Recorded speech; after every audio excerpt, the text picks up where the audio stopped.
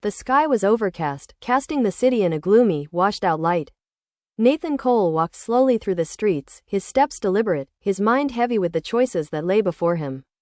He could feel it now more than ever, the weight of the pencil in his coat pocket, the eraser worn to nearly nothing. There wasn't much time left. How many erasures had there been? Too many to count. Nathan had erased monsters and demons, exorcised people's nightmares, wiped away memories of terror and regret. He had even erased people, villains who had threatened the lives of innocents. Twisted souls beyond redemption. And each time, the eraser had gotten smaller, its power dwindling with every stroke. And now, here he was, at the end of a long journey, with one last erasure to make. But what would it be? Nathan had spent the last few months traveling across the country, visiting towns and cities that were in desperate need of help. It seemed the world was teetering on the edge of chaos. The darkness that Nathan had fought so hard to erase kept creeping back. No matter how many nightmares he banished or how many evildoers he wiped from existence. Corruption was spreading in the highest levels of government. Famine and poverty ravaged the land. A new cult had emerged, whispering dark promises of power and immortality to those willing to give themselves over to it. Everywhere Nathan went, people looked to him for salvation, as if he alone could fix the world's problems. But no matter how many times he raised the pencil to erase something, the sense of futility grew stronger. Lila had been right all along. Erasing the pain didn't make it go away, it just delayed it. For every demon banished, another one took its place. For every villain erased, another rose to fill the void. And the more Nathan erased, the more he realized that the darkness wasn't something that could be erased. It was part of the world, part of humanity itself. But he couldn't stop, not yet. Not when the pencil still had a sliver of eraser left. It was Ezekiel who found him one evening, standing on the edge of a cliff overlooking a valley where the remnants of an ancient fortress lay in ruins. The wind whipped around them, cold and biting. As Ezekiel approached with his usual calm, his sword strapped to his back. "You're running out of time," Ezekiel said, his voice low but steady. Nathan didn't turn to look at him. He kept his gaze fixed on the horizon, where storm clouds gathered in the distance.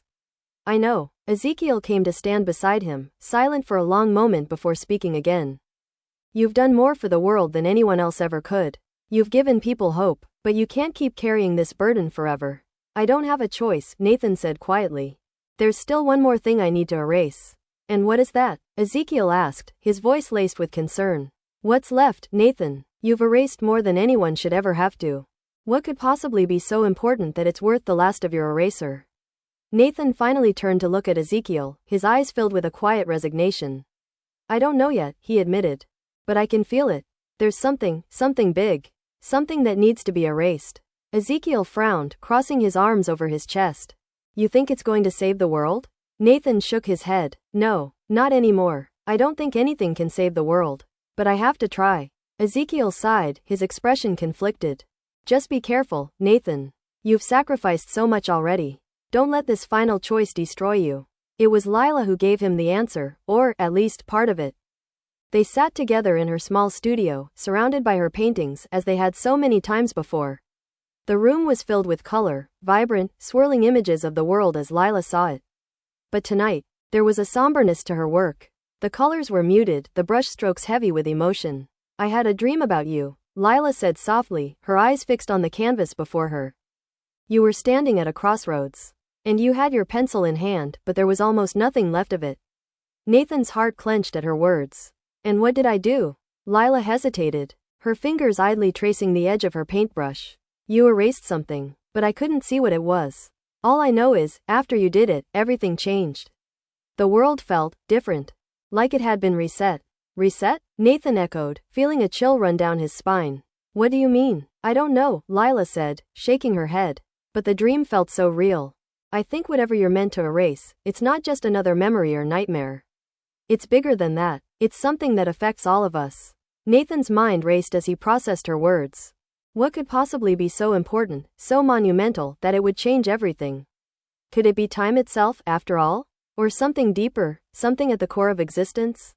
Lila reached out and placed a hand on Nathan's arm, her touch gentle but firm.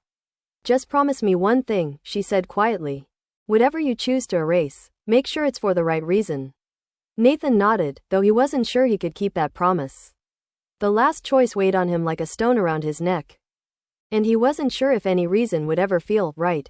The storm had finally arrived. Thunder rumbled in the distance as Nathan stood alone in an abandoned courtyard, the wind whipping his coat around him. He reached into his pocket and pulled out the pencil.